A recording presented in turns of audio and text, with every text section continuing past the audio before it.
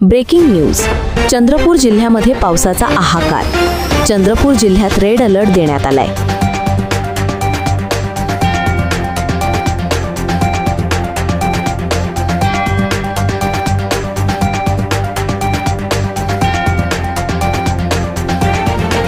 चिमूर शहरमधील उमा नदीला पूर येण्याची शक्यता आहे।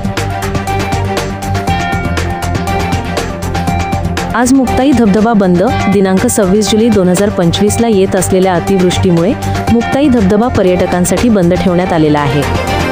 अतिवृष्टीमुळे नेरी तळोधी मार्ग बंद होण्याच्या मार्गावर आहे।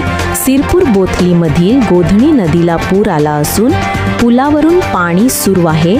तसेच खांबाडा गोंदेडा मार्गावरील नदीने पुलावरून पाणी फेकले असून पूर परिस्थिती निर्माण झाली आहे।